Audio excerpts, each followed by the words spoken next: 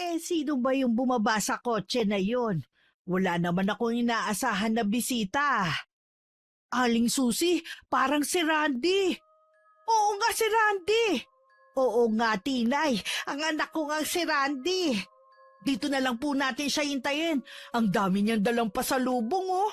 Anak ko, kailan ka pa dumating? Kahapon lang, Nay. Mano po? Kaawaan ka ng Diyos. Ang tagal mo ring nawala, anak. Sa wakas nagkita na ulit tayo. Opo, Nay. Tapos na ang kontrata ko sa Saudi. Salamat naman at nakauwi ka ng maayos. Lalo kang gumagwapo, Randy. Mukha ka ng Arabo. Hindi ka nga namin kagad nakilala eh. Akala namin kung sinong artistang dumating. Hindi pa rin kayo nagbabago, Ate Tinay. Sige, maiwan ko muna kayong mag-ina. Kanina pa naman ako nandito eh. Tsaka na lang ulit tayo magkwentuhan, ha? Lagi pa rin palang pumupunta dito si Ate Tinay. Kung hindi nga sa kanya eh. Naging kainip-inip ang ilang taong kong paghihintay sa'yo. Kapag nandito siya, lagi niyang pinasasaya ang araw ko. Malaki pala ang utang na loob ko kay Ate Tinay kung ganun. Bigyan niyo na lang siya ng chocolate. Bakit nga pala hindi mo isinama ang mag-iina mo? Masakit po kasi ang tiyan ni Marilyn eh. Ang mga anak naman namin ayaw sumama kung hindi kasama nanay nila. Ang tagal ko na rin kasing hindi nakikita ang mga apo ko eh. Di bale, sa susunod, sasama ko na sila. Nay, kumusta naman kayo habang wala ako? Namiss ko talaga kayo. Lagi din ako nag-aalala sa inyo dahil mag-isa lang kayo dito. Mag-isa lang ako dito sa bahay pero maraming kapitbahay ang tumitingin sa akin. Katulad na lang ni Tinay. Marami ang nagmamalasakit sa akin kahit hindi nila ako kadugo. Ang pagkakaroon ng mabait na asawa ay biyaya mula sa may kapal. Pero ang sakim na asawa ay parang sumpa sa isang pagsasama. Kailanman hindi makukontento sa biyayang meron siya. Ang labis na kasakiman, madalas sumahantong sa kapahamakan ng mga mahal sa buhay. Mapagpalang araw, Miss Gwen. Matagal niyo na akong taga-subaybay at talaga namang nakakaadik ang makinig sa inyo simula nang irekomenda ng kapitbahay ko ang channel niyo. Araw-araw akong nakikinig at umaasa na isa na ang kwento ko sa maririnig ko. Tawagin niyo na lang akong Susi. Byuda at may isang anak. 65 na ang edad sa kasalukuyan. Malakas at walang iniindang sakit. Tubong Mindoro ang aking pamilya. Pero dito na kami sa Pampanga naninirahan dahil taga rito ang nasira kong asawa. Maaga akong nabyuda. 30 pa lang ang edad ko noon. Mula nang mamatay sa aksidente ang asawa ko, hindi ko na ulit ibinaling ang atensyon ko sa ibang lalaki. Na kahit ilang buwan pa lang siyang namamatay noon, marami na ang nagpapalipad hangin sa akin. Buong buhay ko, inilaan ko na lang sa nag-iisa kong anak. Kung ano-ano ang pinasok kong trabaho para mapagtapos siya sa pag-aaral. Hanggang sa nakapag-asawa siya at hindi nagtagal nakapag-abroad. Ano po ba ang pinagkakaabalahan niyo? Tumatanggap pa rin ako ng mga tahiin. Malaking tulong din kasi yun sa pang-araw-araw ko. Hindi ba kayo binibigyan ni Marilyn ng pera? Paminsan-minsan. Anong paminsan-minsan? Dapat po buwan-buwan kayong nakakatanggap sa padala ko ah. Yun ang sabi ko kay Marilyn eh. Hayaan mo na anak. Ang mahalaga naman naaalala niya akong bigyan. Totoo din ba na ayaw niyong tanggapin yung cellphone na pinabili ko kay Marilyn? Hindi ko naman kailangan ng cellphone Hindi naman ako marunong gumamit nun. Ayos na sa akin yung luma ko. Kaya ako yung pinabili para matawagan ko kayo. Para makapag-video call tayo. Gusto ko kasing malaman ang kalagayan niyo. Naging maayos naman ako sa loob ng ilang taon Patawarin niyo ako, Nay ha. Akala ko kasi hindi kayo pinababayaan ni Marilyn. Naniwala naman ako sa kanya na sinunod niya lahat ng billing ko. Anak, ayokong aawayin mo ang asawa mo dahil sa nalaman mo, ha? Naiintindihan ko naman ang asawa mo kung bakit niya yung ginawa. Nakukonsensya lang ako. Dahil kung saan-saan namamasyal ang pamilya niya at kumakain gamit ang perang pinapadala ko. Samantalang kayo, nagtitiis lang mag-isa rito. Kahit naman yayain ako ng asawa mo, hindi naman ako sasama sa kanila. Alam mo naman na hindi ako mahilig mamasyal. Mas nag-e-enjoy ako makipagkwentuhan sa mga kapitbahay. Naku, Nay, tinuturuan pa kayong maging tsismosa ng mga kapitbahay natin eh. Hindi naman, anak. Nay, ayusin niyo mga gamit niyo. Isasama ko na kayo pauwi ng bahay. Wag na, iho. Baka maging pabigat lang ako sa inyo doon. Nakikiusap ako sa inyo, Nay. Ang tagal nating hindi nagkita. Hayaan niyo naman na makabawi man lang ako sa inyo. Pwede ka namang dumalaw-dalaw dito eh. Iba pa rin yung nakakasama ko kayo araw-araw. Baka bumalik uli ako sa Saudi. Gusto ko lang sulitin na makasama kayo. Sige na nga. Baka matagalan na naman bago tayo magkita. Sige na po, ayusin niyo na yung mga gamit niyo.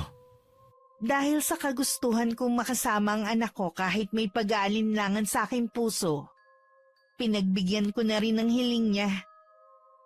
Bago umalis, nagpaalam pa ako sa mga mabait kong kapitbahay na parang pamilya na ang turing ko. Mangiyak-ngiyak pa si Tinay na yumakap sa akin at nagbili na dumalaw ako sa kanila. Ibinigay ko naman sa kanya ang chocolate na pasalubong sa akin ng anak ko. Siya na lang kako ang mamigay sa mga kapitbahay. May isang oras din bago kami nakarating sa bahay ng anak ko na ilang beses ko na rin napuntahan. Pero madalas nasa labas lang ako ng gate.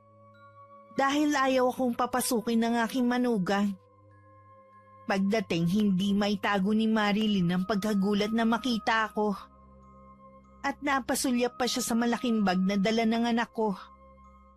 Agad niyang niyaya si Randy sa isang saradong silid para kausapin ng sarili na.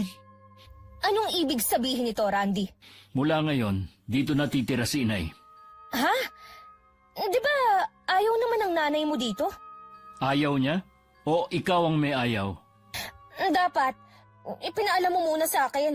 Hindi yung nagdedesisyon ka na lang basta. Ngayon lang ako babawi sa nanay ko.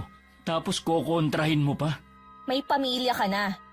Dapat kami ang priority mo, hindi ang nanay mo. Malaki naman tong bahay ah. Hindi naman magiging pabigat sa atin ang inay ko. Ang point ko lang naman kasi, mawawalan tayo ng privacy bilang pamilya. Hindi ibang tao ang nanay ko. Kararating mo lang, mag-aaway na ba tayo agad? Ikaw lang naman ang gusto makipag-away eh. Baka akala mo hindi ko alam ang ginawa mo. Puro kasinungalingan lang pala mga sinabi mo sa akin tungkol kay Inay. Hayaan mo muna akong magpaliwanag. Hindi na kailangan. Tanggapin mo na lang ng maluwag sa loob mo na dito natitira si Inay para kalimutan ko na rin ang ginawa mo. Sige na nga. Huwag na natin tong pag-awayan. Kailangan sulitin natin ang bakasyon mo. Huwag ka na nga pala magluto. Sa labas tayo kakain. Ay, gusto ko yan. May alam ako na restaurant na masarap ang pagkain. Ay, teka. Tatawagan ko lang ang mga magulang ko at mga kapatid. Huwag mo na silang tawagan dahil tayo lang ang kakain sa labas. Randy, ngayon mo lang naman sila makakasama pagkatapos ng ilang taon. Gusto mo bang magtampo ang mga magulang ko? May iba pa naman pagkakataon eh. Sige na nga. Bibihisan ko lang ang mga bata. Pinagbihis din ako ng anak ko dahil kakain daw kami sa labas. Tinanong pa niya ako kung saan ko gustong kumain. Sinabi ko na lang na kahit saan basta pagkain Pinoy. Sakay ng Grab nakarating kami sa isang simpleng kainan. Napansin ko namang kanina pa walang kibo si Marilyn. Mukhang ayaw niya akong kasama.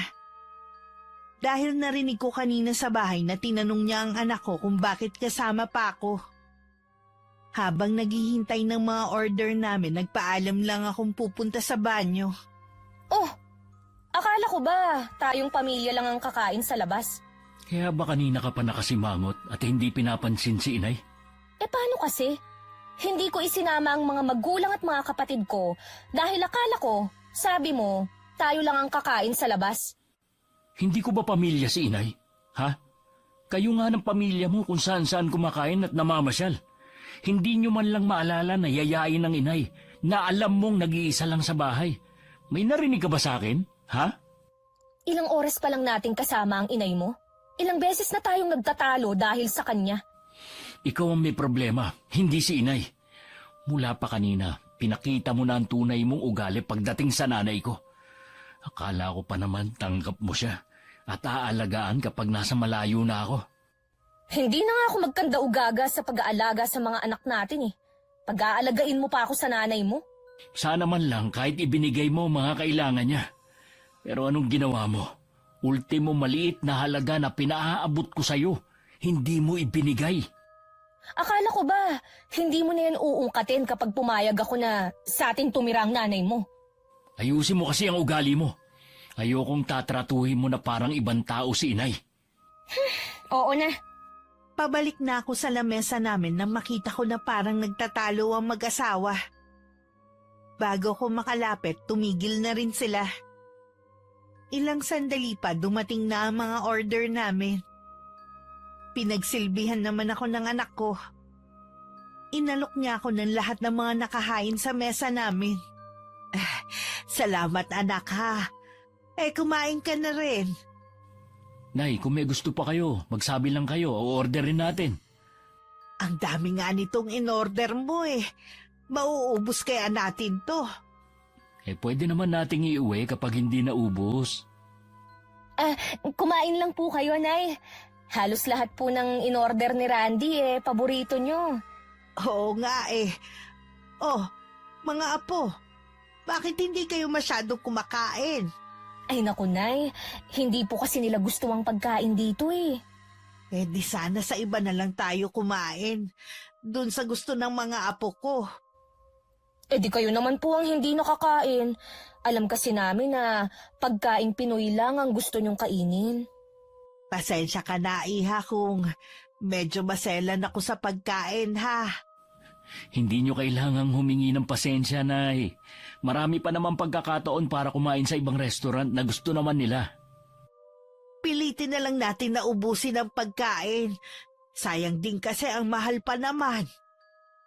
Hindi lang ang mga apo ko ang tamilmil sa pagkain, pati ang manugang kong si Marilyn.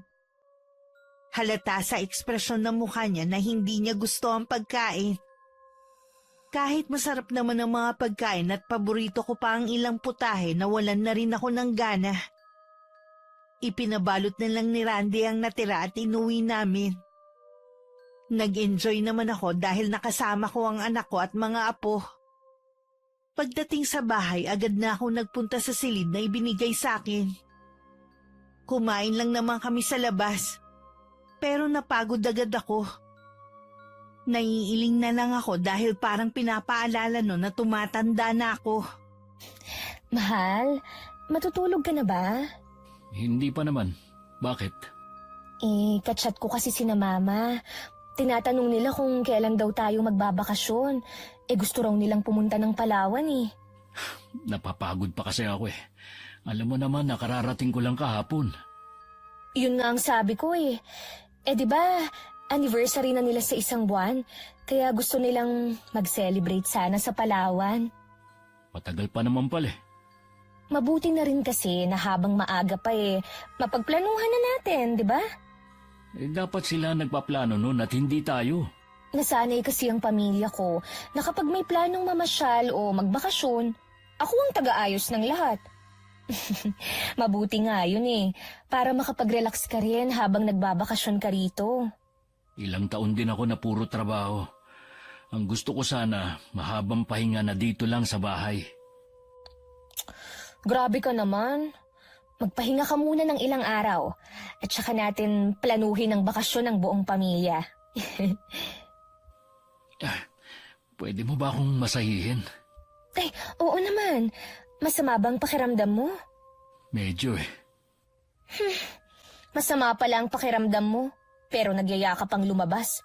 Hindi naman tayo nag-enjoy. Ikaw lang naman ang hindi. At saka ikaw, turuan mo naman ang mga anak natin na huwag maging maselan sa pagkain. Eh anong magagawa ko kung hindi nila gusto ang pagkain? Hindi naman kailangang gustuhin nila ang pagkain.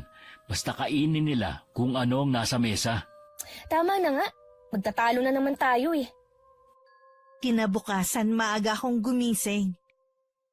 Tahimik pa ang buong bahay. Nakialam na ako sa kusina at ako na lang ang nagluto ng almusal namin. Katatapos ko lang ang magluto nang magising si Randy. Humihikab pa siyang lumapit. Ipinagtimpla ko naman siya ng kape niya. Natutulog pa raw ang mag-iina at malamang mamaya pa magigising ang mga yon. Sanay daw kasing tanghali na gumigising mula nang umalis siya. Kaya kami na lang ang nagsalo ng niluto kong agahan. Ito talagang luto niyong hinahanap ko, Nay. May kasama kasing pagmamahal ang pagluluto ko kaya masarap. Kaya pala walang katulad. Kumain ka pa ng marami. Nay, pwede niyo bang lutuan ng mga anak ko? Ang papayat kasi. Baka kung ano na lang ang pinapakain sa kanila ni Marilyn. Oo ba, akong bahala. Siya nga pala. Kailan nga ba ulit ang balik mo sa Saudi? Nay, wala na po akong balak bumalik doon. Ha? Bakit naman? Ayoko na kasing malayo sa pamilya ko at sa inyo. Matanda na kayo at kailangan din merong titingin sa inyo. Kung magsalita ka naman parang uugod-ugod na ako. Meron naman akong kaibigan na nag-aalok sa akin ng trabaho dito. Hindi man kasing laki ng kita ko sa Saudi, kahit papano, kasama ko naman ang mga mahal ko sa buhay. Sinabi mo na ba kay Marilyn ang desisyon mo? Hindi pa. Kumukuha lang ako ng tiyempo para sabihin sa kanya. Masaya ako na hindi ka naaalis. Hindi naman kasi sa lahat ng pagkakataon pera ang mahalaga. Kailangan mo lang ipaliwanag ng mabuti sa asawa mo para maintindihan niya. Oo naman, Nay. At saka kahit hindi niya magustuhan, hindi na rin magbabago ang isip ko.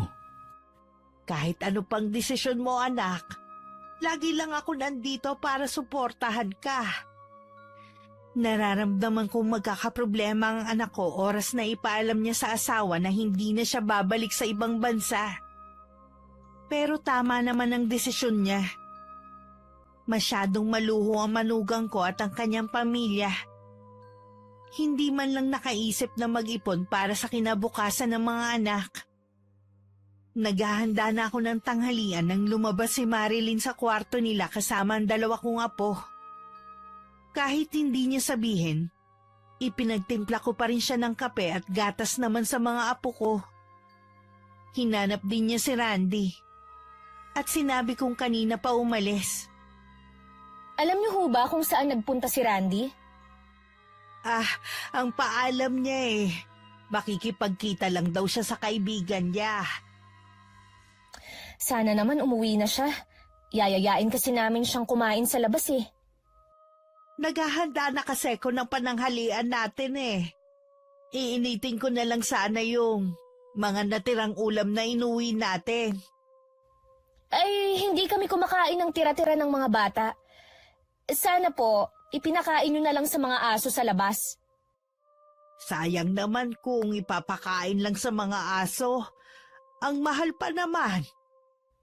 Kung nanghihinayang ho kayo sa pagkain, kayo na lang ang kumain. Basta kami, hindi rito kakain. Hihintayin na lang namin si Randy. Hindi naman kasi nagpasabi kung anong oras darating ang anak ko. Baka matagalan pa yun. Kung hindi pa siya darating, pwede naman kaming umorder online ng pagkain, gaya ng lagi naming ginagawa.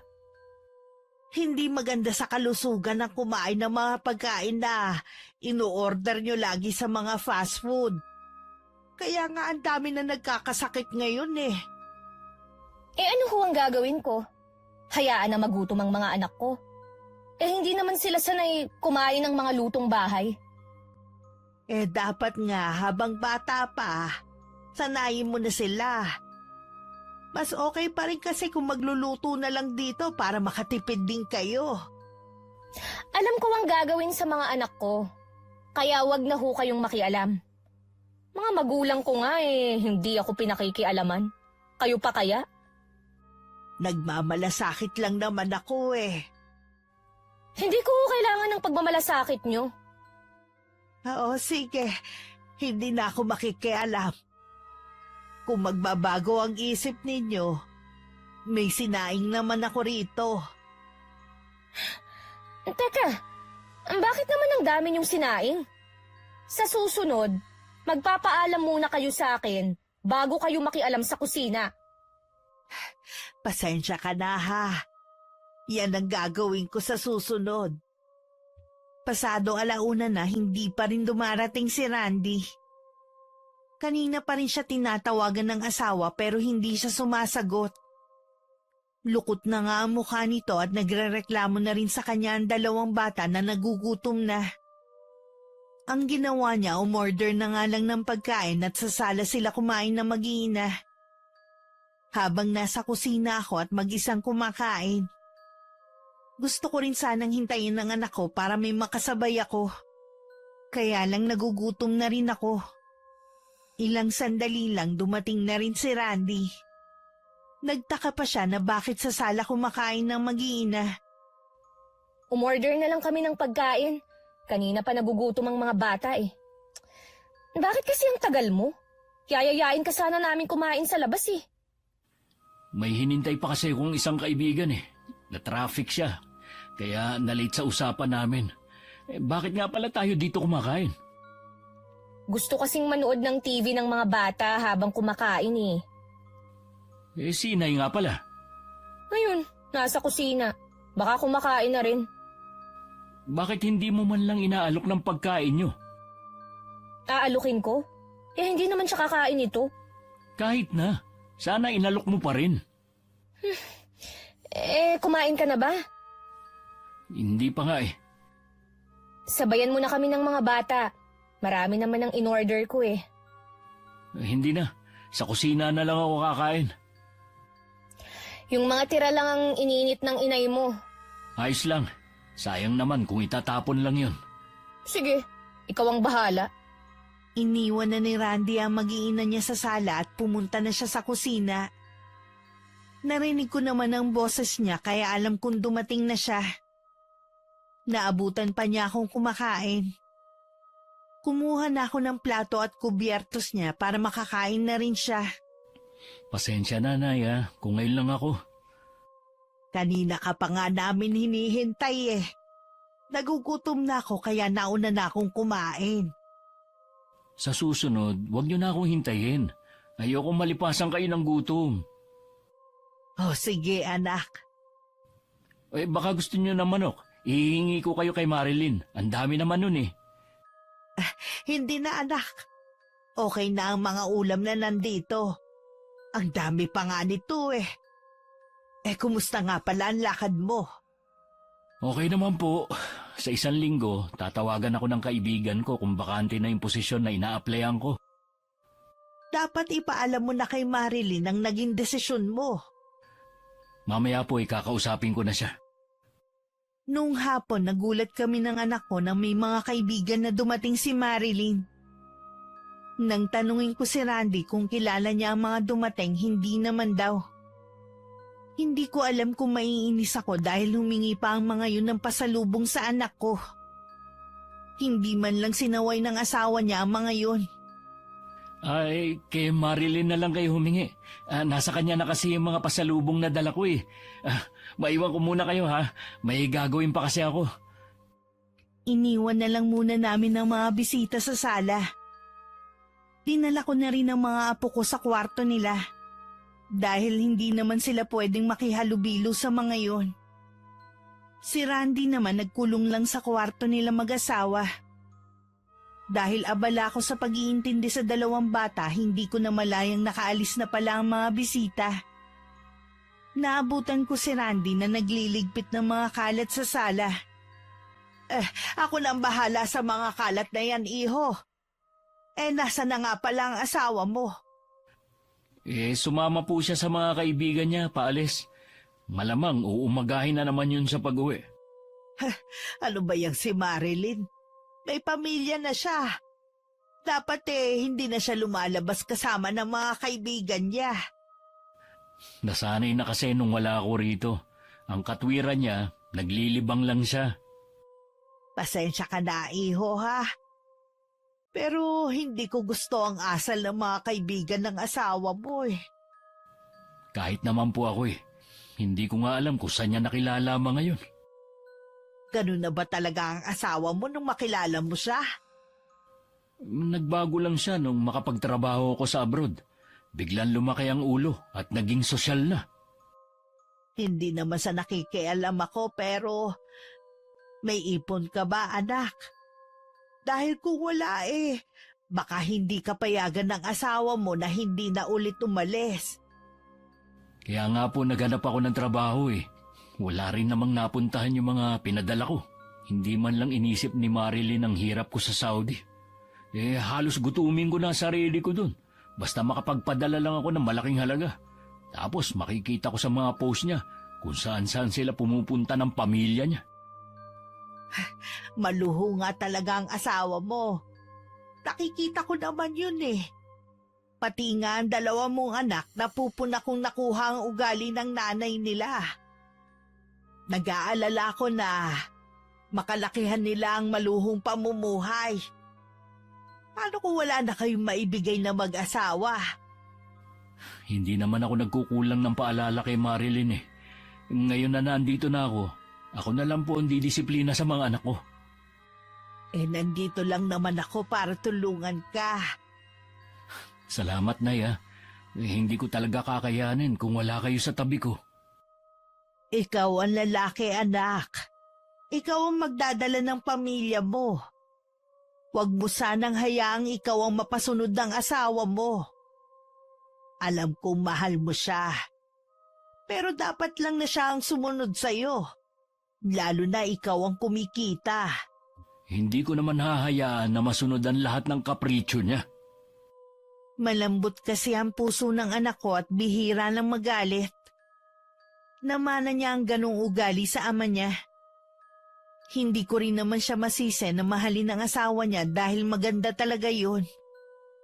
Pinakamaganda sa lahat na naging nobya niya. Yun nga lang sablay sa pag-uugali. Noon pa ayoko na sa kanya. Nararamdaman kong hindi siya makakabuti sa anak ko. Pero dahil mahal siya ng anak ko, mas pinili kong manahimik na lang. Gaya nga ng sabi ni Randy, mag-uumaga na nang dumating si Marilyn. At hapon na siya nagising. Gusto na sanang makipag-usap sa kanya ng anak ko pero isiningit na naman ito ang tungkol sa pamilya niya. Mahal, kinukulit na ako ng mga magulang ko kung kailan daw tayo magpapalawan. Kung gusto niyo magpalawan, di bahala kayo. Ano bang klaseng sagot yan, ha? Ano bang gusto mong isagot ko, ha? Kung gusto niyo, ituloy niyo ang pagpunta doon. Sila naman ang gagastos Hindi mo yata ako naiintindihan Ipaliwanag mo kasi na maayos. Kaya ako to sinasabi sa'yo dahil gusto ng mga magulang ko na ikaw ang gumastos. Regalo mo daw sa kanila. Ano ka mo? Pati ba naman yun? Ako na nga gumastos sa iba niyong bakasyon dati, kahit hindi ako kasama. Alam mo naman na wala ng trabaho pareho ang mga magulang ko. Kaya wala silang pera. Oh, yun naman pala Bakit kailangan nilang pumunta doon? Wala naman pala silang budget. Huwag mong sabihin na hindi mo sila pagbibigyan. Sapat na lang ang pera ko dito. Baka wala pang 1 buwan, ubus na to. Oh, babalik ka pa naman sa abroad Tsaka ka na lang mag-ipon ulit. Wala na akong balak bumalik doon. Ha? Bakit naman? Isipin mo naman, sa loob ng 5 taong pabalik-balik ko sa Saudi, ito palang bahayan na ipupundar natin. Wala ka man lang ipon. Anong gusto mong gawin ko, ha? Ipunin lahat ng padala mo? Hindi na kami gumastos, ganon? Hindi yun Alam mo na hindi panghabang buhay ang pagtatrabaho sa abroad. Dapat naging masinop ka sa pera. Lagi naman kitang pinaalalahanan tuwing magkausap tayo sa cellphone. Pero ano ginawa mo? Umiiwas ka. Alam mo naman na gusto ko ring maranasan ang mga hindi ko naranasan dati. Hindi naman siguro masama yun. Dapat nagtitira ka. Pati kasi pamilya mo nakikinabang sa padala ko. Pero nanay ko, pinagdadamutan mo. Oh, anong mangyayari sa atin ngayon kung hindi ka nababalik sa Saudi? Naghanap na ako ng trabaho dito. Randy, magkano lang ang magiging sahod mo dito kumpara sa trabaho mo sa Saudi? Wala ka na rin magagawa dahil hindi na ako pumirma ng kontrata bago ko umuwi. Pambihira ka naman, Randy. Nandun ka na nga, mas ginusto mo pa rin dito. Kung gusto mo, ikaw na lang magtrabaho dun. Ang gara mo palang mag-isip eh. Ako ang babae. Gusto mo, ako ang magtrabaho sa atin. Para maranasan mo kung paano ang buhay doon. Kung paano maging OFW. Akala mo kasi ganun lang kadali ang buhay namin doon. Hindi ako namumulot lang ng pera na pinadadala sa'yo. Sana man lang pinahalagahan mo. Tapos naman na yun. Hindi na natin maibabalik ang mga nagastos ko. Paano ko ba ito ipapaliwanag sa mga magulang at mga kapatid ko? Sabihin mo sa kanila na wala na kamo silang magagatasan. Yan ba ang tingin mo na ginawa nila, ha? Ay, hindi ba? Teka nga, kailan ka pa naging madamot sa pamilya ko, ha? Simula nang malaman ko na pinagdadamutan mo ang nanay ko. Sus, pasalamat ka nga eh. Binibigyan ko pa siya ng pera. Malakas pa naman siya. Bakit hindi siya magtrabaho? Para hindi siya laging nakaasa sa'yo. Nag-iisa lang ang nanay ko. Sawantalang kayo ng pamilya mo, pati na mga kapatid mong pamilyado na, umaasa na rin sa akin. Pinakisamahan ka ng maayos ng pamilya ko. Tapos ngayon, susumbatan mo ko dahil sa kanila. Baka naman nakakalimutan mo. Bumait lang naman sila sa akin nung nakapag-abroad na ako. Bukas ang pinto ng kwarto at malakas na rin ang boses nila kaya naririnig ko ang pagtatalo nila. Nasa kwarto lang kasi ko ng mga apo ko at sinasamahan sila sa paglalaro. Tama naman ang mga sinabi ng anak ko. Bumait lang ang pamilya ni Marilyn sa anak ko nung mag-abroad siya. Sobra kung maliitin nila ang anak ko dahil mula lang kami sa mahirap na pamilya. Ilang beses din nilang pinaglayo ang dalawa pero pinaglaban nila ang kanilang pagmamahalan. Kahit dalawa na ang anak nila nun, hindi pa rin tanggap ang anak ko. Nang sumunod na araw, naging bisita ni Randy ang biyanan niyang lalaki. Tinanguan lang ako nito bilang pagbate. Iniwan ko na muna sila sa sala para makapag-usap. Wala nun ang mag-iina at may pinuntahan. Totoo nga palang sinabi ng asawa mo na dito mo na pinatira ang nanay mo. Mag-isa na lang kasi si inay sa bahay namin, kaya pinauwi ko na siya rito. Sa isang tahanan kasi, iho, kailangan isa lamang dapat ang reyna. Ang inaalala ko lang, baka pagmulan nyo ng problema ng anak ko ang pagpapatira mo sa nanay mo dito sa bahay nyo. Hindi naman inaagawan ng trono ni inay si Marilyn. Nakakatulong pa nga si inay dito sa bahay dahil ang anak nyo walang ginawa kundi ang gumimik kasama ng mga barkada niya. Mabuti naman kung hindi nga problema ang nanay mo. Yun lang ba ang dahilan ng pagpunta nyo rito?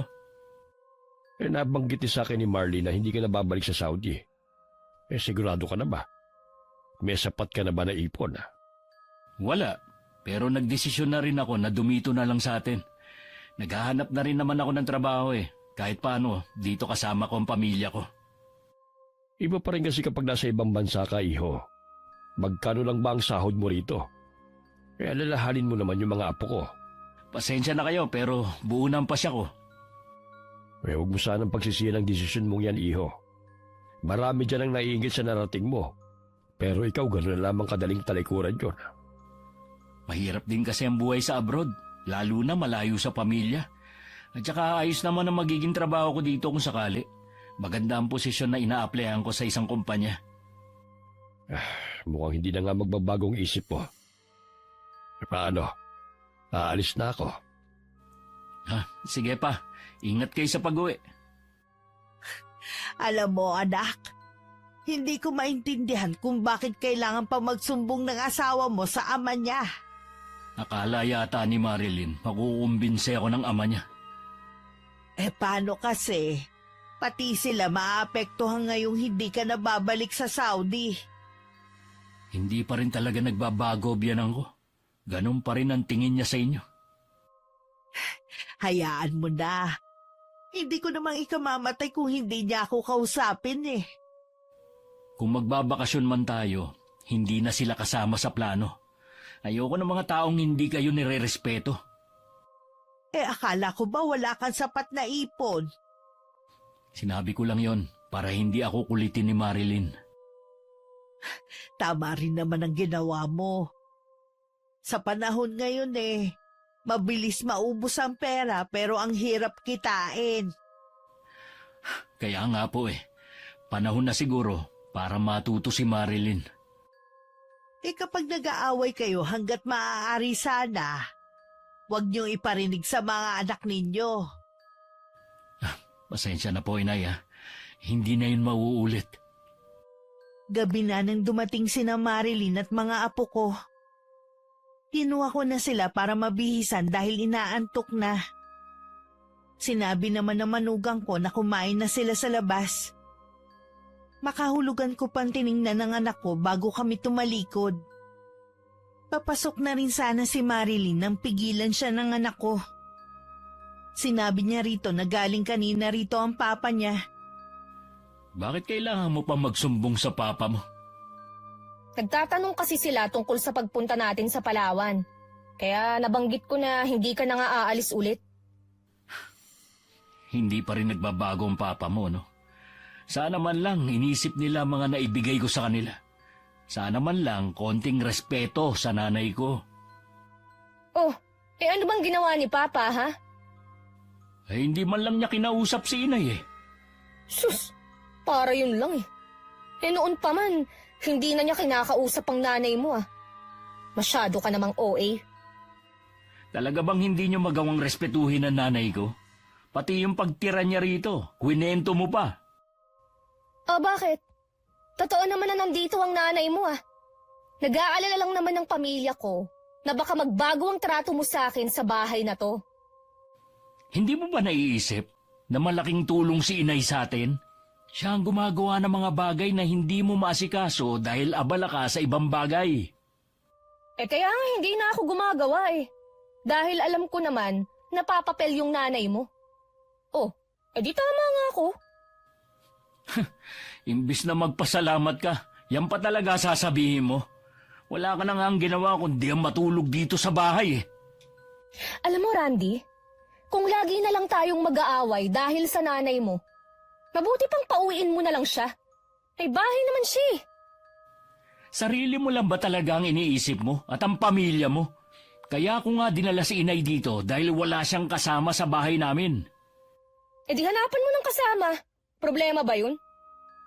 Ay sayaw at sa gusto mo, dito lang si Inay. Baka nakakalimutan mo. Asawa mo ako. At ako ang mas may karapatan sa kanya sa bahay na to. Ay mas lalo naman ako dahil ako ang bumili ng bahay na to. Mabuti pa. Magsama kayo ng nanay mo. Mula nang dumating ako sa bahay ng mag-asawa ni minsan hindi ako pinakitaan ng maganda ni Marilyn. Pinaparamdam niya talaga sa akin na hindi niya ako gustong makasama. Binabaliwala ko na lang ang mga pinapakita niya.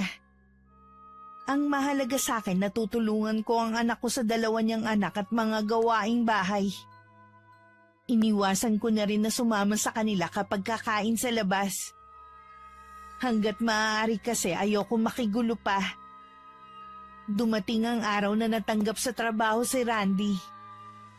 Imbis na matuwa si Marilyn, parang hindi pa niya nagustuhan yun. Mas gusto pa talaga niyang malayo sa asawa. Basta malaki ang sahod. Wala na talagang pag-asa na bumalik ka ng abroad. Mas gusto mo pa yatang malayo ako sa inyo Kung sa tingin mo, nagsasakripisyo ka sa malayo, kami rin naman. Hindi mo man lang inisip ang kinabukasan ng mga bata. Sana kasi nagtatabi ka rin sa mga pinadadala ko sa iyo. Kaso mo, ubos biyaya ka. Oo na, kasalanan ko na. Malaki rin ang sahod ko. Magagawa pa rin naman natin kumain sa labas at mamasyal, gaya ng nakasanayan nyo ng mga bata. Pero hindi na natin pwedeng isama ang pamilya mo. Baka isipin naman nila, nagdadamot na tayo. Alam naman nila na wala na ako sa abroad Dapat maintindihan nila yun. Nasanay na rin kasi sila na tuwing kakain sa labas, kasama sila, kahit sa mga bakasyon. Ikaw naman ang nagsanay sa kanila kaya bahala ka nang magpaliwanag. Kahit hindi natuloy ang bakasyon nila sa Palawan, sana naman, bigyan mo sila ng regalo sa anniversary nila. Bibigyan na lang kita ng pambili ng regalo. Ikaw na ang bahala. Regalo lang. Wala na ako maibibigay kundi yun. Kung gusto mo palang maibigay ang mga luho ng pamilya mo, sana nagtrabaho ka na lang para sa kanila.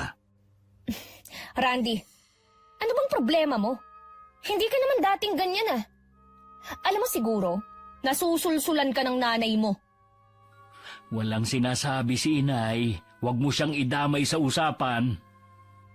Sabi ko na nga problema lang ang dala niya sa bahay na to. Tigilan mo na nga ang kakasabi niyan kay inay. Kung totoo naman kasi. Ang totoo kasing problema dito, nagagalit ka at ang pamilya mo dahil hindi na ako babalik sa Saudi. Alam mo, nakakapagod na paulit-ulit na lang ang pinag-aawayan natin. Ikaw kasi. Mabuti pa sigurong tanggapin ko na lang na dito ka na talaga magtatrabaho. Dapat nga ganun. Pasensya ka na kung lagi kitang inaaway. Naiintindihan naman kita. Napansin kong masigla na ang anak ko. Nakita ko ring inaasikaso na siya ng manugang ko. Masaya na rin ako dahil ibig sabihin nun nagkaayos na silang mag-asawa. Natanggap na siguro ni Marilyn na wala na talagang balak bumalik ng Saudi si Randy. Lumipas ang mga araw, madalas pa rin umaalis si Marilyn. Pero bago naman umuwi si Randy galing trabaho, nandito na siya sa bahay. Malamig pa rin ang pakikitungo niya sa akin. Kinakausap lang niya ako kapag kaharap ang anak ko. Nasaan ang mga bata? Nasa kwarto na sila at naglalaro. Hindi ba sila kakain? Pinakain na raw sila ni inay. Ewan ko ba kung bakit kailangang pakainin ng maaga? Mabuti nga na kumain na sila. Dapat nga nasa tamang oras ang kain nila Wala naman yun sa oras. Basta ang importante, kumakain bago matulog. Ang mabuti pa kumain na tayo. Masamang pinaghihintay ang grasya. Oo nga. Kanina pa rin naman ako nagugutom. Sa dami kasi ng trabaho, nakalimutan ko magmerienda. Nako, hindi ka dapat nagpapalipas ng gutom sa trabaho. Kanina lang naman yun. Dapat siguro nagbabaon ako ng sandwich. Minsan kasi hindi na ako pumupunta sa kantin Hayaan mo. Bukas gagawan kita ng sandwich na babaunin mo. Salamat, mahal siya nga pala. Nabilang mo na ba ng regalo mga magulang mo? Oo, kanina lang. Ang plano na nga lang nila kumain sa labas. Mas okay nga yun Sabi ko nga sa kanila, dapat sila lang dalawa. Huwag na akong isama ang mga kapatid ko. Maiba nga pala ako. May trabaho na ba si Kuya Ted? Wala pa nga Malapit ng mga nakang asawa niya. Baka gusto niya mag-apply sa amin. Sasabihin ko sa kanya, alam mo naman yon, mapili sa trabaho. Sa panahon kasi ngayon, hindi na dapat siya namimili. Katulad niyan, manganganak na pala ang asawa niya. Wala pa nga silang naitatabi Nanghihiram sa akin. Sabi ko, wala naman akong pera. Noon pa kasi may pagkatamad na ang kuya mo. Sana binago niya ang ganong ugali. Hindi naman kami nagkulang ng paalala sa kanya Huwag na nga natin siya pag-usapan. Kumain na lang tayo. Nay, ang sarap po na niluto niyong ulam Alam ko kasi na isa yan sa namimiss mo kaya niluto ko. Masarap nga. Iyon nga lang parang napaalat yata. Iniiwasan ko pa naman ng maaalat na pagkain. Uwe, kumakain ka nga ng mga fast food Tsaka tama lang naman ang timpla. Sabihin mo nga pala sa akin ng mga ulam na kinakain mo, Iha. Para mapagluto din kita. Ay nako, baka hindi nyo kayang lutuin ang mga pagkain gusto ko. Oo nga, Nay. Medyo sosyal kasi itong asawa ko Kung ganun kayo na lang ng mga bata. Nakakatuwa nga ang mga anak mo Marunong na silang kumain ng gulay. Mabuti naman kung ganun. Habang naghahapunan, tuloy lang ang kwentuhan ng dalawa habang tahimik lang akong kumakain. Nagtatawanan pa sila sa mga biruan nila. Hiling ko lang sana na tuloy-tuloy nang maayos ang relasyon nila. Nasasaktan rin ako kapag nag-aaway sila at makitang malungkot ang anak ko. Nang mga sumunod na araw, napansin kong lagi lang nasa bahay si Marilyn.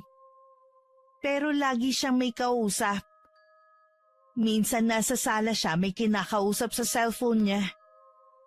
Hindi ko alam kung bakit ako nakaramdam ng kaba ng mga oras na yon. Alam kong labag sa kagandahang asal pero nakinig pa rin ako sa pakikipag-usap niya. Alam kong lalaki ang kausap niya. Mula nun, lagi ko na siyang minamanmanan. Isang araw hindi ko na napigilang hindi siya kumprontahin. Aalis ka ba para makipagkita sa lalaki mo? Ano? Makikipagkita ako sa mga kaibigan ko. Alam kong may iba kang lalaki. Kailan mo pa niloloko ang anak ko, ha? Hindi ko alam ang sinasabi nyo. Wala akong lalaki. Huwag ka na magkaila pa. Ilang beses kong narinig ang pakikipag-usap mo sa lalaki mo. Pati ba naman ang pakikipag-usap ko? Pinakikialaman mo? Hindi ka na nakontento sa pakikialam sa pag-aalaga sa mga anak ko at pati dito sa bahay. Huwag mong ibahin ang usapan para mabaling sa akin ng sisi. Alam kong masaya ka dahil ako ang gumagawa ng mga bagay na dapat ginagampanan mo. Kung labag naman pala sa loob nyo ang ginagawa nyo rito sa bahay, edi bumalik na lang kayo sa inyo. Hanggat hindi sinasabi ng anak ko na umalis ako, dito lang ako. Matigas ka talaga, no?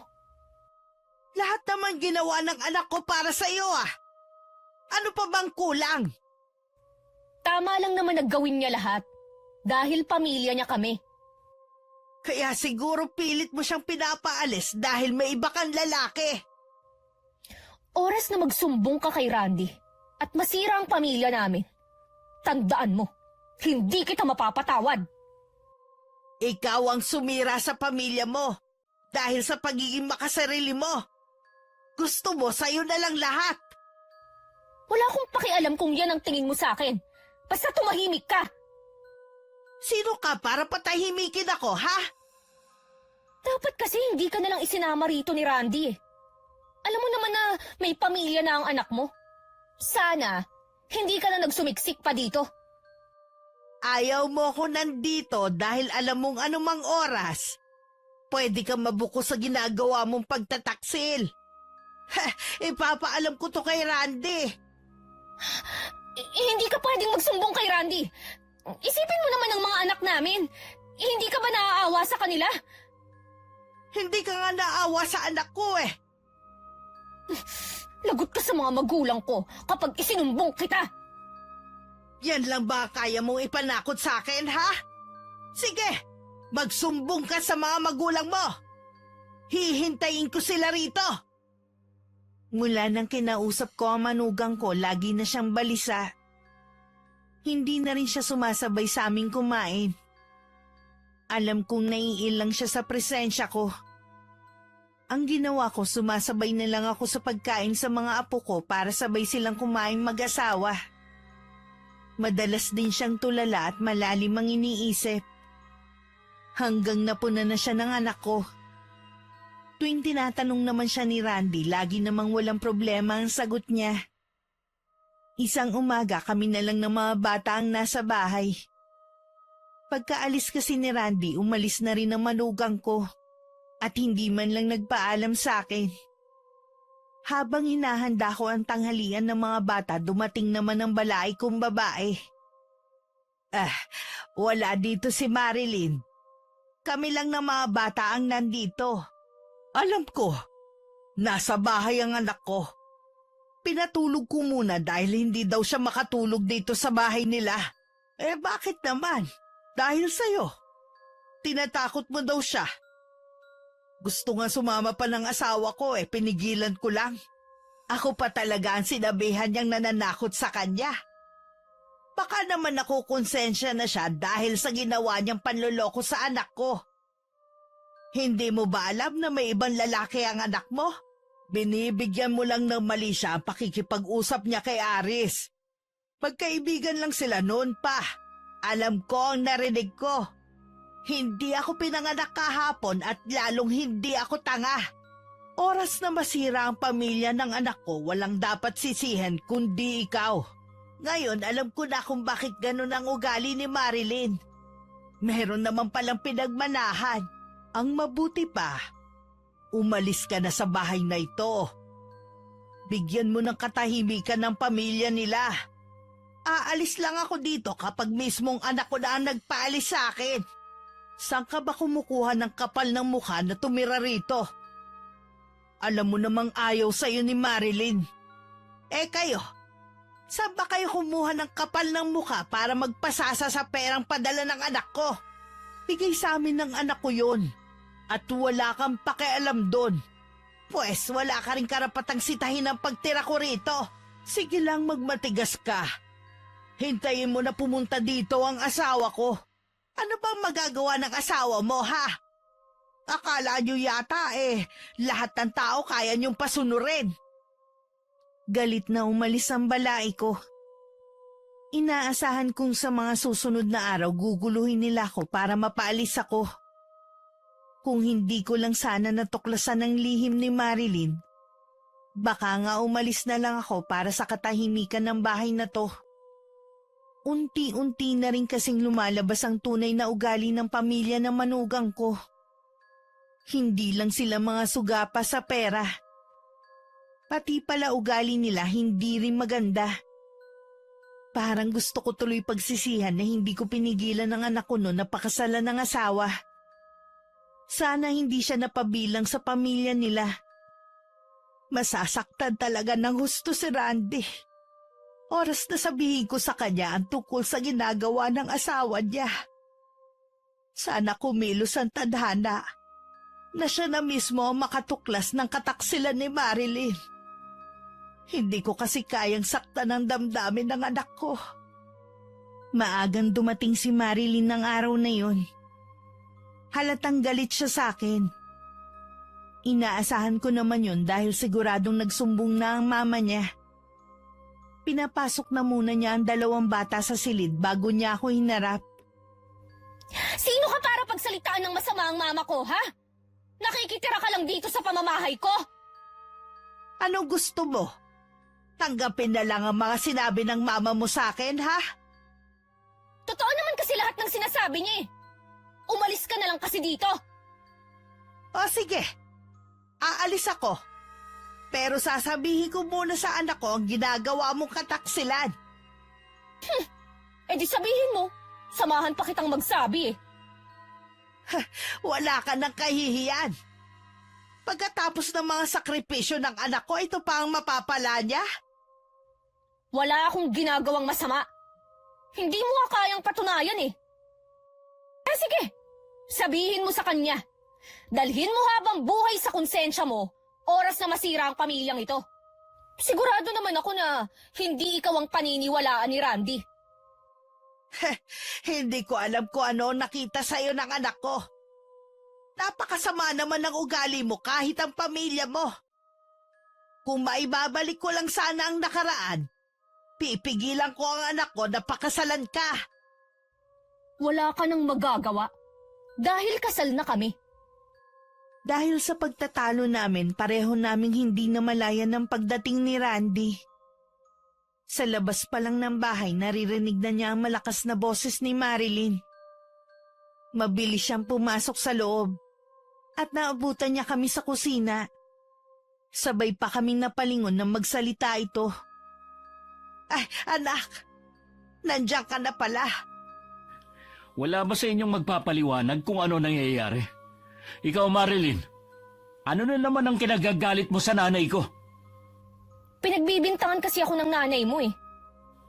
Ano naman ang binibintang niya sa'yo? Mabuti pa, Randy. Nanay mo na lang ang tanungin mo. Sigurado naman ako na siya ang paniniwalaan mo sa aming dalawa. Saan ka pupunta? Kayo na lang ng nanay mo ang mag-usap. Ayokong marinig ang mga kasinungalingan niya. Paano natin maayos ang problema kung tatalikuran mo kami?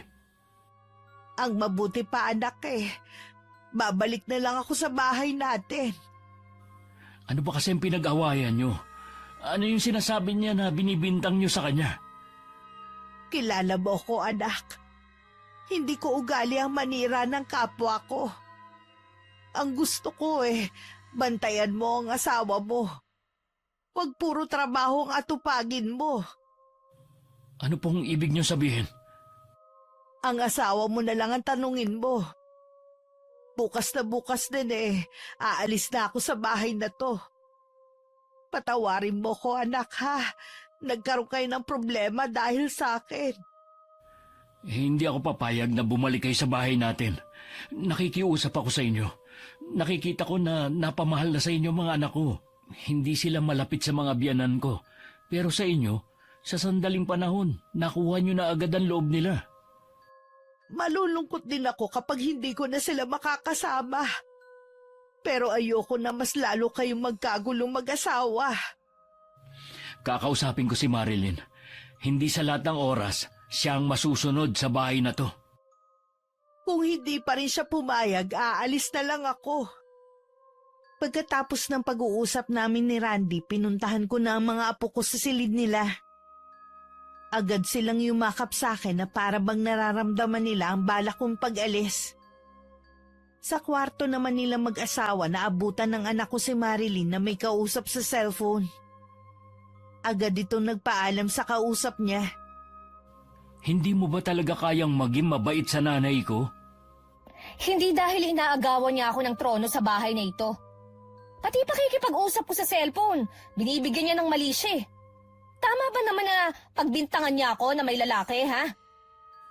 Matanda na si inay. Sana pinagpapasensyahan mo na lang. Ang gusto ko, alisin mo na siya rito. Para matahimik na ang bahay na ito. Wala namang ginagawang masama si inay eh. Ikaw lang naman tong ayaw sa kanya. Hindi mo ba naiisip na palapit na sa kanya mga anak natin? Malulungkot sila oras na umalis ang lola nila. Ang dami nang ang alam ng dalawa eh. Marunong nang kumain ng gulay at nagdadasal na rin bago kumain at matulog. Dahil yun kay inay. So ipinamumukha mo sa akin na wala akong silbing ina, ganun ba? Dapat nga ikaw ang nagtuturo nun sa mga anak natin pero ang nanay ko pa talaga. Sige, gagawin ko yan. Basta paalisin mo lang ang nanay mo dito. Ngayon nga lang ako bumabawi sa nanay ko eh. Sa lahat ng hirap niya sa akin tapos gusto mo pang paalisin ko siya. Kung hindi dahil sa kanya, wala ako sa kinalalagyan ko ngayon. Wala kang utang na loob sa kanya. Obligasyon niya na pag-aralin at bigyan ka ng magandang buhay. Mahal ko si inay, kaya gusto kong bumawi sa kanya. Ayoko sa kanya at ayokong nandito siya. Hindi mo ba ako naiintindihan, ha?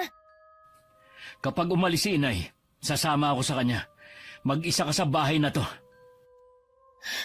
Ano? Mas pipiliin mo ang inay mo kaysa sa akin, ha? Anong klase kang asawa? Nagtitimpi lang ako sa ugali mo at sa mga naririnig ko sa mga kaibigan natin na mga ginagawa mo habang nasa abroad ako.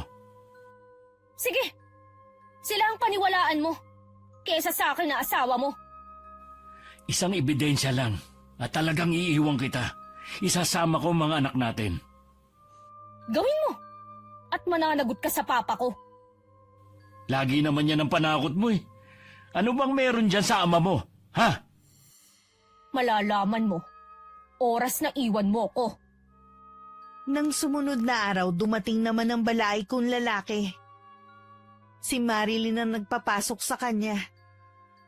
Kasalukuyan ako naglilinis noon ng kusina nang tawagin ako ng manugang ko.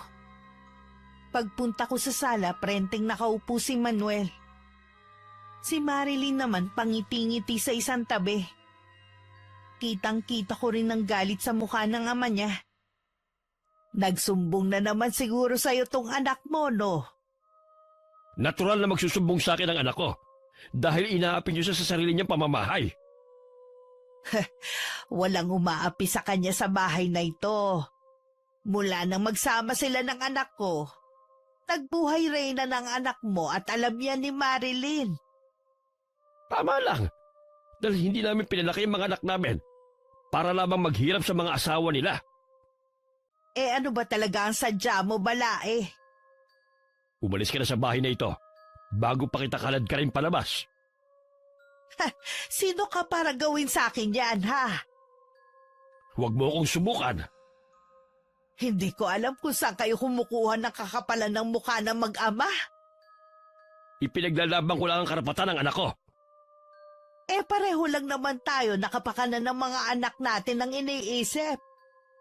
Sana kung nagmamalasakit ka sa pagsasama nila, pagsabihan mo yung anak mo na maging tapat naman sa anak ko. Alam na ng papa ko na ginagawan mo lang ako ng kwento na may ibang lalaki. Wala kang maipakita na ebidensya eh. Ang kapal ang mukha mo para sirain ang pagsasama ng dalawa. Bumalik ka na sa pinanggalingan mo at hayaan mong mamuhay ng tahimik ang mag-asawa. Magkaroon ka naman sana ng kahihiyan, Nay. Umuwi ka na sa inyo. May sarili ka namang bahay eh. Huwag ka na makihati sa kita ng anak mo. Ipaubaya mo na lamang yun sa mag-iina. Bibigyan lamang kita ng ilang araw para umalis sa bahay na ito. Eh kung wala na kayong sasabihin, maiwan ko na kayo. May gagawin pa kasi ko sa kusina. Sana naman umalis na siya. Hindi talaga ako mapakali kapag nandito siya. Sabihin mo lamang ako kapag hindi pa siya umalis. Kakalad ka rin ko talaga sa palabas ng bahay na ito. Salamat pa ah. Lagi kayong nandyan. Eh hindi naman kita pwedeng pabayaan na lamang. Siya nga pala. Malapit ang piyesta sa atin. Pakisabi mo nga sa asawa mo na baka pwedeng siya nang sumagot sa panghanda natin. Sasabihin ko po sa kanya. Hindi naman yung tatanggi eh. Malaki naman ang sahod niya sa trabaho. Eh mas malaki sana kung nasa abroad siya. Imbis na nakakapagbakasyon kami ng mama mo sa iba't ibang lugar napurnada patuloy. Kaya alam mo namang ikaw lang ang pwede naming asahan sa bagay na yon. Wala na po tayong magagawa. Hindi ko mapilit si Randy. Eh baka kahit dito na siya nagtatrabaho magawa pa rin natin. Titingnan ko po. Bago pa lang kasi sa trabaho si Randy. Mahirap kung ngayon ko siya hihiritan. Eh sabihan mo na lang kami ha. Paano? Aalis na ako. Mag-iingat po kayo sa pag-uwi nyo. Kasalukuyan ako nasa silid ko. Inayos ko ang mga damit ko at inilagay ko lahat sa bag na dala ko. Pati mga damit na binili ni Randy sa akin nung dumating ako rito. Napangiti pa ako nung maalala ko kung paano niya patagong binigay sa akin ng mga to. Maging ang mga alahas na binili pa niya nung nasa Saudi siya. Alam kong hindi niya ako papayagan kaya aalis ako ng palihim. Nakakaramdam na rin kasi ako ng hiya sa pananatili ko rito. Ayoko na rin dagdagan ng kahihiyan ko. Kung sakaling kalad ka rin ako ng balai ko. Kinabukasan madilim pa umalis na ako sa bahay nila. Dahil walang pasok ng araw na yun si Randy, tanghali na siyang nagising. Nagtaka pa siya dahil hindi niya ako nakita sa kusina. Sa pag-aakalang nasa silid ako, pinuntahan niya ako ron. Nakita niyang bukas ang kabinet at wala ang mga damit ko. Hindi aalis si inay ng walang dahilan. Hindi ko alam. Dahil hindi naman kami nag-uusap ng nanay mo.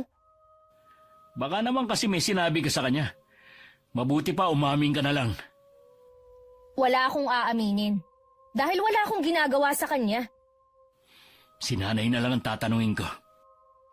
Huwag mong sabihin na pupuntahan mo pa siya. Umalis na nga siya rito eh. Hayaan mo na. Kaya mo bang gawin ang ginagawa ni inay nung nandito pa siya? Ha? Oo naman. Para yun lang eh. Si inay na lang ang nag-iisa kong pamilya. Pero dahil sa kasakiman mo, lumayo siya. Hindi naman kasi tama na pamilyado ka na, makikipisan pa sa atin ang nanay mo. Ang mga magulang ko nga eh, ni minsan hindi nakitulog dito dahil malaki ang respeto nila sa atin. Iba naman ang mga magulang mo eh. May mga kasama sila sa bahay. Samantalang si inay, mag-isa lang sa dati naming bahay. Nakikiusap naman ako, Randy. Huwag mo na siyang pabalikin dito. Kahit siguro magmakaawa pa ako kay inay, hindi na rin siya babalik dito. Mabuti pa, mamasyal na lang tayo ng mga bata. Ang tagal na nating hindi nakakalabas eh. Okay, bihisan mo na lang yung mga bata. Nang mga sumunod na araw, napilitang gumising na maaga si Marilyn para maghanda ng almusal ng mag-aama. Kahit nahihilo pa dahil puyat, wala siyang magawa kundi gawin ang ginagawa ko. Pati paglilinis sa buong bahay at pakikipaglaro sa mga anak. Kahit gustong matulog sa tanghali, hindi naman niya magawa. Gustuhin man niyang umalis, wala namang maiiwan sa mga anak. Hanggang hindi na nakatiis. Nagsabi na siya kay Randy na kumuha na sila ng kasambahay. 1 linggo pa lang akong wala sa kanila. Alam mo ba kung magkano na ang bayad sa kasambahay ngayon, ha? At wala din naman papayag na mababa ang sahod. Napapagod na kasi ako eh. Kulang na nga ako sa tulog oh. Mahirap kumuha ng kasambahay ngayon kahit kakilala pa natin. At saka 4 na lang naman tayo dito sa bahay. Konti lang naman ang gagawin. Ang hirap nga eh. Hindi na nga ako makalabas man lang kasama ng mga kaibigan ko. Akala ko ba kaya mo lahat ng ginagawa ni inay? Wag na nga natin siyang pag-usapan. Pwede kang kumuha ng kasambahay, pero ikaw ang magbabayad. Bakit ako? Saan naman ako kukuha ng pambayad? Kaya nga eh, wala ka naman palang pambayad. Ang lakas na ang loob mong magsabi na kumuha ng kasambahay. Malaki naman ang sahod mo ah. Hahatiin ko sa 2 ang sahod ko dahil kailangan ko magbigay kay inay. Ano? Bakit mo naman siya bibigyan ha? Nakalimutan mo na ba? Hindi mo ibinigay sa kanya yung lahat ng perang para sa kanya. Hindi mo ba naiisip na sa gagawin mong yan, kami ng mga anak mo ang magsasakripisyo? Hindi kayo magsasakripisyo dahil ibibigay ko naman lahat ng kailangan nyo. Baka ang ibig mo sabihin, ang pamilya mo ang magsasakripisyo dahil wala na akong balak magbigay sa kanila. Umuwi ka lang dito. Naging madamot ka na. Dahil nakita ko kung gaano ka kaswapang sa pera. Pati yung maliit na halaga para kay inay, nagawa mo pang kupitin.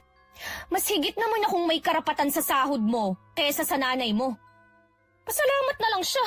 Kahit papano binigyan ko siya. Wala na talaga akong masabi sa kasakiman mo. Hindi ako papayag. Nakahati ko ang nanay mo sa sahod mo. Sasabihin ko to kay Papa. Ay sige, sabihin mo. Wala akong pakialam. Randy! Bumalik ka rito! Nag-uusap pa tayo! Randy! Buisit talaga. Ang tanda na mamasmoy pa rin. Simula nang umalis ako sa bahay ng anak ko, may ilang beses na rin akong dinalaw ni Randy. Naikwento ko na rin sa kanya ang ginawang pakikipag-usap sa akin ng mga magulang ni Marilyn. Kung paano nila ako sinabihan na umalis sa bahay na yon. Hindi niya yun nagustuhan. Pero sabi ko na lang na hayaan na. Nang araw na yon, hindi ko inaasahan ng pagdating ng anak ko. Ganong oras kasi nasa trabaho siya. Mas lalo ako nag-alala nang makita ko ang malaking pasa sa mukha niya. Teka, nakipag-away ka ba ha? Opo, Nay. Hindi ko na kasi napigilan yung galit ko kanina eh. Sinugod ko yung lalaki ni Marilyn. Ang kapal pa ng mukha na sabihin na matagal na sila. Matagal na daw akong balak hiwalayan ng asawa ko kung hindi lang daw sa pera ko. Eh paano mo nalaman ang tungkol sa lalaki ng asawa mo? May kaibigan ako na nakakita sa kanila sa isang handaan noon. Kinunan pa sila ng video. Ngayon nga lang niya pinakita sa akin dahil nag-aalangan daw siya dati. Yun siguro ang lalaking lagi niya kausap sa cellphone niya. Pwede mo silang kasuhan, anak. Hindi na po. Ayokong mag-aksaya ng oras sa kanila. Magsama na sila ng lalaki niya basta sa akin ang mga anak ko. Ano pa kayang hinahanap ni Marilyn sa'yo at nagawa pa niya manlalaki? May mga ganun talagang babae na hindi makontento sa asawa nila. Kasalanan ko rin siguro dahil malayo ako sa kanya. Magpalamig ka na muna ng ulo ha bago ka umuwi. Baka kasi masaktan mo ang asawa mo dahil sa bugso ng galit mo eh. Kaya nga po dito ako tumuloy. Ayoko munang umuwi sa amin. Bahay mo pa rin to at kahit anong oras pwede ka rito. Ang kwarto mo nga pala ang una kong ipinaayos. Salamat po, Nay. Hindi ko na alam ang gagawin ko eh. Kung ano ang tingin mong tama, yun ang gawin mo. Kahit masakit. 2 araw ding hindi umuwi si Randy sa bahay nila. Hindi rin niya sinasagot ang tawag ng asawa. Nasisiguro naman daw niya na nakapagsumbong na sa kanya ang lalaki nito na alam na niya ang relasyon nila. May mga gabing nakikita ko siyang umiiyak sa dilim. At labis ako nasasaktan para sa kanya. Kapag kaharap naman ako, laging may nakapaskil ng ngiti sa labi niya para hindi ako mag-alala. Nung araw na yun, nasa bahay nila Marilyn ng papa niya. Sakto balak umuwi ni Randy para kunin ang mga damit at isama ang mga anak. Ano bang pumasok sa ulo ng asawa mo at bigla na lamang siyang umalis ng bahay? Hindi ko nga po alam eh. Basta na lang siyang hindi umuwi. Sigurado ako, nandun siya sa nanay niya.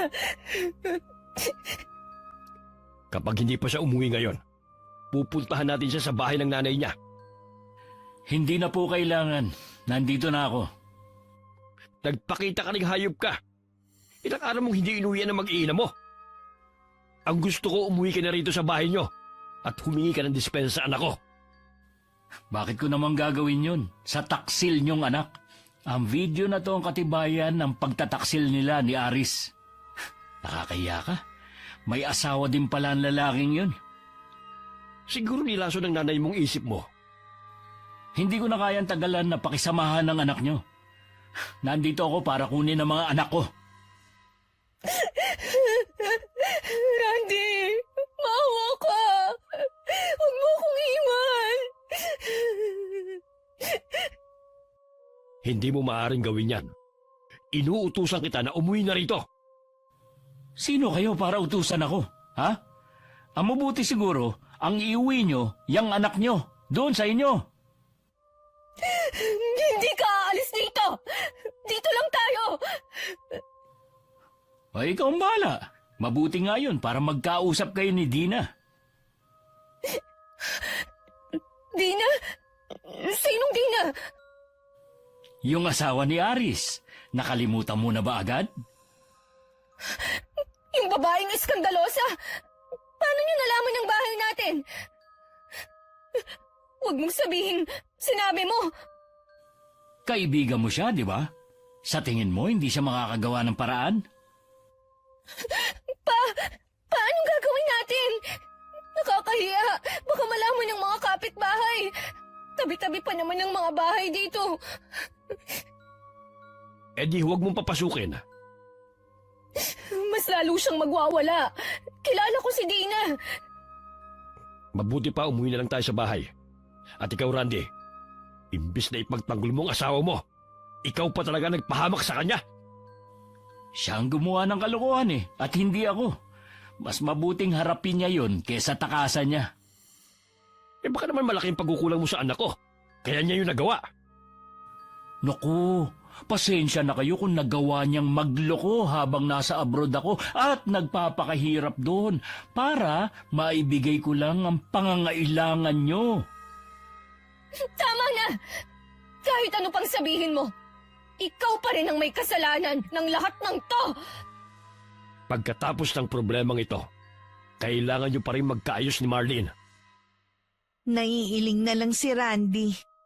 Habang nakasunod ang tingin sa mag-ama na daig pa ang pugante na tumatakas.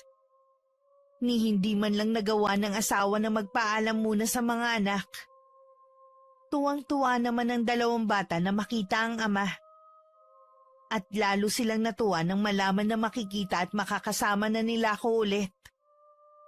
Pagdating sa bahay, halos ayaw nang humiwalay sa akin ng mga apo ko. Bumitiw lang sila sa akin nang kailangan na nila matulog. Desidido na rin si Randy na hiwalayan ng asawa at gagamitin niya ang ebidensyang nasa kanya. Para hindi kunin na manugang ko ang mga anak nila. Inaasahan ko rin na bigla na lang susulpot si Marilyn sa bahay namin. At talagang isinama mo pa ang ama mo rito. Hindi ka ba makakilos nang wala siya? Ayoko ng mahabang usapan. Gustong bawiin ng anak ko ang mga bata. Mabuti pa ilabas mo na sila at nang makaalis na kami. Huwag mo sanang kalilimutan na nasa bahay kita. Wala kang karapatan na manduhan ako. Nakikiusap ako sa inyo, Nay. Ilabas niyo na ang mga anak ko. Hindi mo naman talaga mahal ang mga anak mo eh. Sarili mo lang ang mahal mo. Gagamitin mo lang naman sila para perahan si Randy. Kung ako sa'yo huwag mo na silang kunin para hindi ka nakasuhan ng anak ko. Alalahanin mo nasa hustong gulang na ang mga bata para mamili kung kanino sila sasama. Huwag ka mag-alala, anak. Gagawa tayo ng paraan. Gusto ko pong makausap si Randy. Hindi ka rin niya haharapin. Gusto ko lang pag-usapan namin ang tungkol sa mga bata. Hintay mo na lang na kontakin ka niya. Bibigyan ko lamang hanggang bukas ang anak mo para makipag-usap sa amin. Dahil kung hindi, magsisisi siya. Hindi rin naman sineryoso ni Randy ang pagbabantang yun ng biyanan niya. Ayaw talaga ng anak kong makipagkita sa asawa kahit kinausap ko siyang makipagkita. Para pagkasunduan ng tungkol sa mga anak nila. Lumipas ang 1 linggo na wala kaming balita kay Marilyn at sa pamilya nito. Nakahinga naman kami ng maluwag at walang iniisip na baka manggulo na naman ang mag-ama dahil sa hindi na pagbigyan ng gusto. Lingid pala sa amin may ibang pinaplano ang balai ko. Hindi ko muna pinapapasok dito sa kwarto mo ang 2 bata. Sabi ko masama ang pakiramdam mo at baka mahawa sila. Hindi ko nga po alam kung bakit tuwing hapon nilalagnat ako Ngayon naman, naninikip ang dibdib ko. Dapat nagpapacheck up ka na. Baka kung ano na yan Galing na ako sa doktor kanina. Pina-check up ko na ang baga ko at nagpa-laboratory na rin ako. Okay naman ang resulta Magpapatingin pa rin ako sa ibang doktor. Gusto ko lang masiguro na tama ang resulta ng test sa akin. Maliban sa pananakit ng katawan, ano pa bang nararamdaman mo? Hindi ako makatulog sa gabi. Kahit antok na antok ako, parang may pilit na gumigising sa diwa ko. Tsaka kapag nakahiga ako, parang may tumutusok na maliit na karayom sa balat ko. Pinipigilan ko na nga lang na mapasigaw sa sakit Parang alam ko na ang nangyayari sa'yo. Ano po kaya ang sakit ko? Wala kang sakit, anak. May kumukulam sa'yo. Po? Sino kaya ang gumawa nito sa akin? Hindi kaya si Marilyn? Malalaman natin kapag nagpatawag tayo ng albularyo. Ipapatawag ko ang tiyuhin ni Tinay. Magaling na manggagamot yon at malupit sa mga gumagamit ng karunungang itim. Hindi niya sasantuhin ang gumawa nito sa'yo. Sige po, Nay. ipatawag niyo na siya. Hirap na talaga ako eh. Ayaw makita ko ng mga anak ko na nasa ganitong kalagayan. Nung gabing yun, dumating si Mang Berto. Agad itong nagsagawa ng orasyon para labanan ng kumukulam sa anak ko. Meron siyang inilagay na malapad na dahon sa noo ni Randy. Hindi kasi nito mapigilan ang pabaling-baling ng katawan dahil sa sakit na nararamdaman.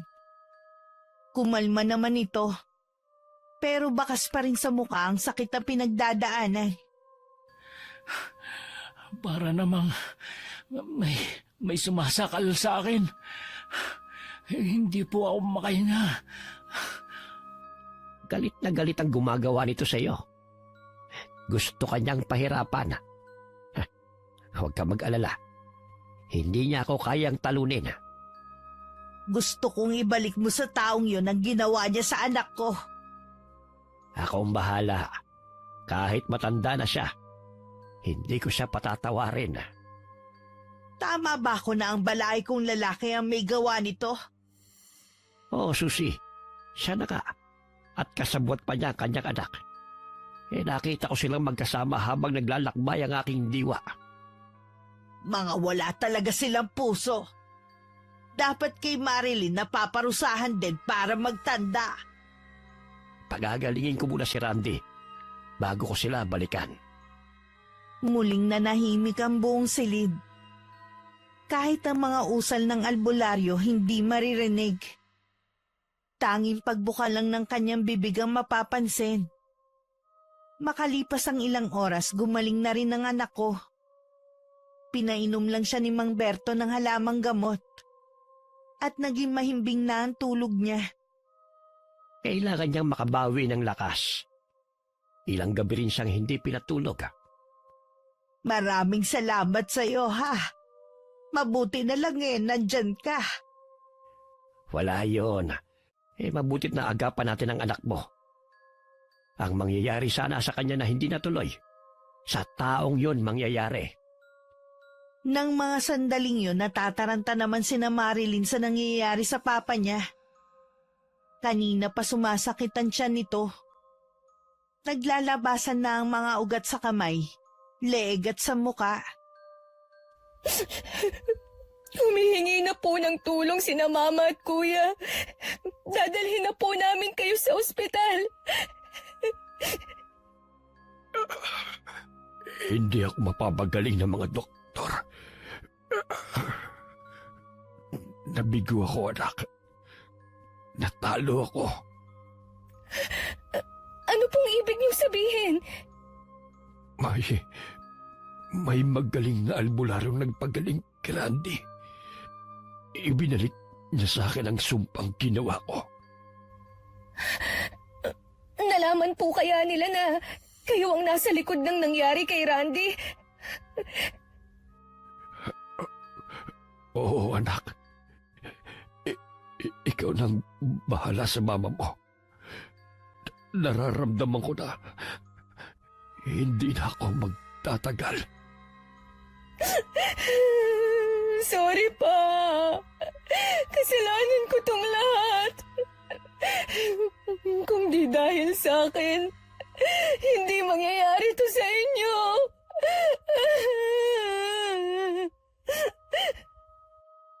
Dahil sa kasakiman, kaya tayo umabot sa ganito. May pagkakataon ka pang magbagong buhay, anak. Huwag mong sayangin ang pagkakataon. Pakayanin niyo po. Labanan niyo ang nangyayari sa inyo. Ayoko pang mawala kayo.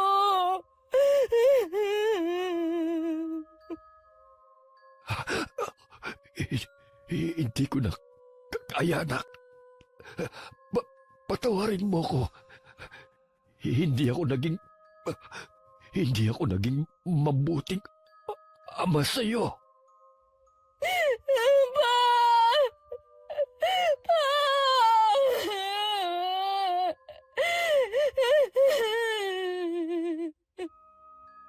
Lumaki pa ng lumaki ang tiyan ni Manuel hanggang sumambulat yun. Tumalsik pa kay Marilyn ang ilang bahagi ng laman loob nito at kumalat pa sa buong silid. Nagtitili na lang siya hanggang dumating ang ina at mga kapatid. Kahit sila nabigla sa nadatnan, ilang sandali ring tulala lang silang lahat. Naging tikom din ang bibig ng pamilya nila sa tunay na ikinamatay ni Manuel. Makalipas nga ang 1 buwan, nagpunta si Marilyn sa bahay namin. Hindi naman ako nagulat sa itsura niya. Kung gaano siya kaganda nun, kabaliktaran na ngayon. Nawala ang kinis ng balat niya na dating mala porselana. Malaki rin ang nabawas sa timbang niya. Yun ang epekto ng kulam ni Mang Berto. Wala na pala ang papa ko. Nabalitaan nga namin. Pasensya ka na kung hindi kami nakapunda. Nailibing na kasi ang ama mo nung mabalitaan namin.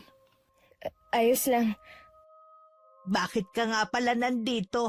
Gusto ko lang humingi ng tawad sa mga nagawa ko sa inyong kasalanan. Nagsisisi na po ako. Pinatatawad na kita. Ikaw pa rin naman ang ina ng mga anak ko. Pinapatawad na rin kita. Alisin mo na ang bigat dyan sa dibdib mo. Marami pong salamat. Napakabuti niyo. Sana rin po hayaan niyo ako na madalaw ang mga anak ko. Gusto ko pong iparamdam sa kanila na nagbago na ako at mahal ko sila. Hindi kita inaalisan ng karapatan sa bagay na yan. Pero sana, huwag ka nang umasa na magkakabalikan pa tayo. Huwag kang mag-alala, Randy. Hindi ko hihilingin yun. Para lang talaga sa mga bata.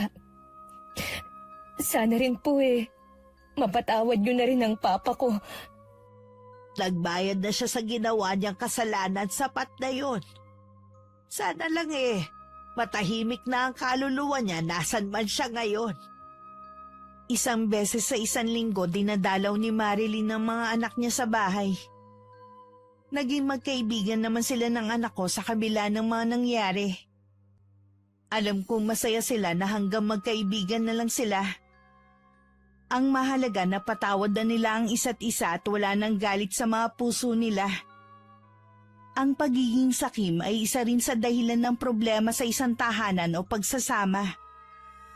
Kapag sariling kapakanan lamang ang laging iniisip at hindi makontento sa kung anong meron, kapahamakan ang magiging resulta. Gaya ng nangyari kay Marilyn at sa kanyang ama. Nabuhay nito ang naging kapalit dahil sa kagustuhan na mahawakan sa leeg si Randy. Alam ko marami ang may ganitong pangyayari sa buhay nila, Miss Gwen. Sana hindi lang ako, ang anak kong si Randy, at higit sa lahat ang manugang kong si Marilyn ang may napulot na aral sa naging karanasan naming ito. Maging sana ang mga kapwa ko tagapakinig sa inyong channel. Maraming salamat sa pagpili ng sulat ko. Wakas. Okay, shoutout po tayo. Shoutout kay Miss Ami Yong. Hi kay Janelle Lasam. Hi kay Prot from Cebu City. Hi kay Jamaica Solas. Hi kay Giselle Capiding. Hi kay Josefina Fuelias from Pasig. Hello kay Angel San Pedro from Saudi Cobar. Hello kay Colin Esperal. Shoutout sa Barangay Bigyan, Polilo, Quezon na laging nakikinig. Maraming salamat sa inyo. Hi kay Amori Saceda from Saudi. Hello kay John Roy Reyes. Hi kay Emily Servano from Amman, Jordan. Hello kay na Gladys San Ramon, Marlo Coylan, and Gerald Lapik. Hi kay Michael Atencion from Talavera, Nueva Ecija. Hi kay Jora Lu Joy from Mindanao. Hi kay Jen Duering o Doring. Hello kay Grace Coronel from Batangas. Hi kay Jessica Sobremonte from Quezon City. Hello kay Rosemary Lagunsad. Hi kay Nikki Dasoy from Rizal, Kalinga. Hello kay Inday Along. Hi kay Corazon Dumaulaw. Shoutout sa Galindez family and Ramos family. Hello kay Rosemary Casonete. Hi sa John Lea family.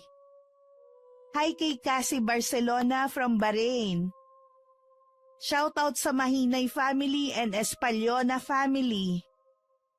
Shoutout sa Bakay Onera family. Hello kay na Ma'am Jonaline Nisperos Rivera at Germaline Gakayan na masugid nating taga-subaybay. Maraming salamat po. Hello kay Marilyn Gasha sa Andre from Cagayan Valley. Hi kay Maylin Acedron from Saudi. Hello kay Margie Gianga from Kuwait. Shoutout sa Benny Dals PH from Abha, Riyadh. Hi kay Raquel Laure from Muntinlupa City. Hello kay Loida Padayogdog. Hello kay na Raquel Hasigawa, her husband Mitsuru and Uncle Buboy in Mexico, Pampanga. Hi kay na Troy, Tresha May at Axel Rose. Hello kay Jennifer Uwano from New Zealand. Hi kay Nerissa Molina. Hello kay Cherry Joy Totanes. And hi kay Arlene Castro Ramos. Maraming salamat po sa patuloy niyong pagsuporta at pakikinig. Ingat! God bless!